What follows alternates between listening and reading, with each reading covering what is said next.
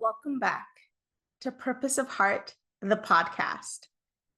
I'm your host, Priscilla Allman, and today we're going to speak about a very simple message, but something that every heart needs to hear. You are precious to God. In Matthew 10:31, Jesus says, "Do not fear, therefore, you are of more value than many sparrows."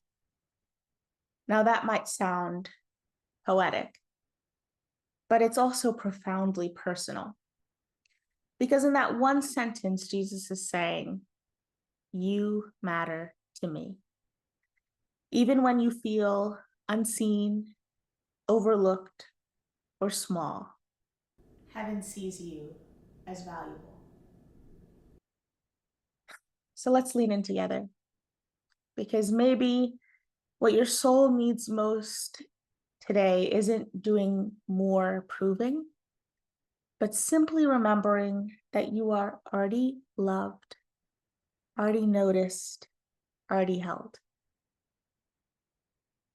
Jesus spoke these words to his disciples at a time when they were anxious and afraid. They were being sent out into a world that wouldn't always receive them. And his comfort wasn't complicated.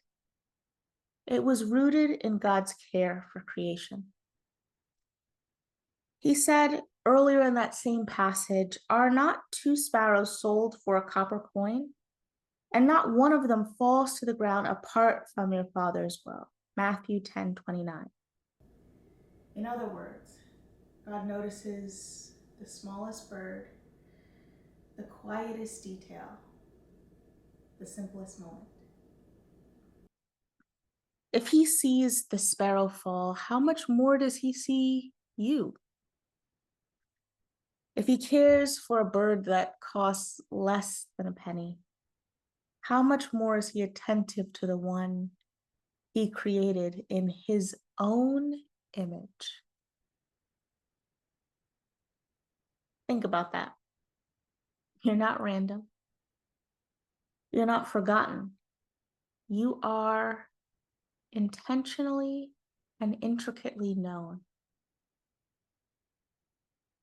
Your creation was intentional. Sit with that for a moment. Psalm 139 reminds us that he knit us together in our mother's womb. Every cell, every thought, every gift, all carefully designed.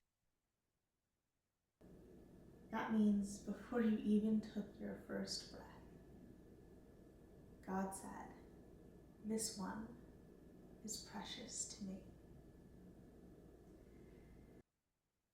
Let's be honest. Life has a way of making us forget about that truth. We live in a world that measures worth by achievement, appearance, and approval. And if we're not careful, we'll start to believe that our value rises and falls with productivity. But here's the reality. Your worth was settled at the cross. Romans 5:8 says, "But God demonstrates his own love towards us, in that while we were still sinners, Christ died for us." Not when we get it all together, not when we're at our best, but while we were still broken, God said, "You're worth dying for." So when the guilt whispers, "You should have done more," or comparison says, "You don't measure up," answer back with truth. I am valuable because I belong to God. Your value isn't fragile. It doesn't fluctuate like the markets. It's eternal. Because it's anchored in the heart of the one who made you. Let's take this deeper, right? If God says you're precious, right, the question becomes, Do you live like you believe it? Sometimes we treat ourselves like we're disposable, always last on the list, always pouring out without being filled. But friend, your soul matters too. Jesus often withdrew to rest, to pray, to recharge. And that's a pattern that we should continue. It's not selfish, it's stewardship. Maybe for you, believing you're precious looks like setting boundaries and saying no without guilt. Maybe it looks like forgiving yourself for what you can't change.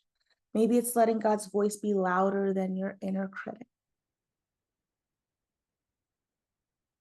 Now, this is my favorite verse. Isaiah 43:4 says it so beautifully. Since you are precious in my sight, you have been honored, and I have loved you. I remember when I first heard the verse, I was just reading my Bible as a teenager, and I was like, oh, this just sounds like such a nice, verse, like such nice words to say to somebody. But at that point, I didn't really let the words sink down into my heart as they should have, right? Since you were precious in my sight, you have been honored and I have loved you. And there's more to the verse, but it also says you are precious not for what you could give, but simply because we're his, right? Like, let that truth sink in. Let it sit and settle where insecurity once sat. You're deeply loved, not because you earned it, but because God decided it. And no matter what your life looks like on the outside, what your family situation is like, what any of your relationships looks like, when you know the Lord, when you're his, you are precious, you are honored, and you are loved by an all-knowing, all-loving, and faithful God. And when you sort of sit with that thought and let it sink in a little bit lower like it should change the way you live. It should help to stop striving for validation and start walking in confidence.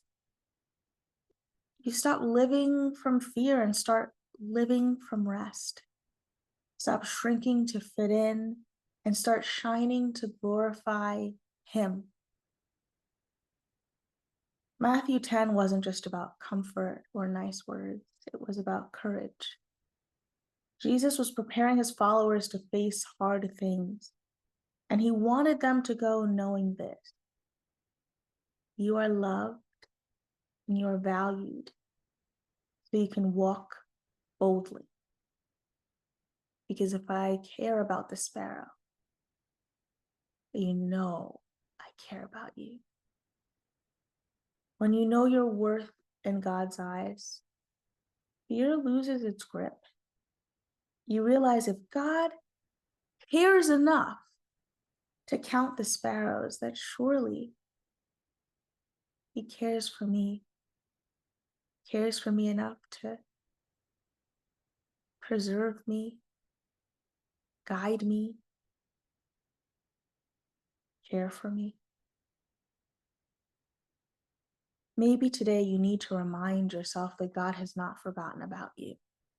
He hasn't abandoned you, and he delights in you, even here, even now. That truth builds resilience. It helps you to rise after disappointment, love after loss, and hope again after heartbreak. Because the same God who watches the sparrow watches over you.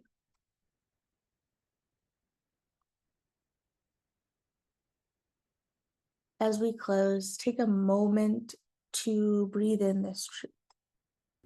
You are seen, you are loved, and you are precious to God. You matter to God, you matter to this world, and your story and your presence is part of His beautiful plan. Until next time, keep walking in purpose of heart, knowing that you are valued and that you are loved because you are His. Until next time, friends, bye.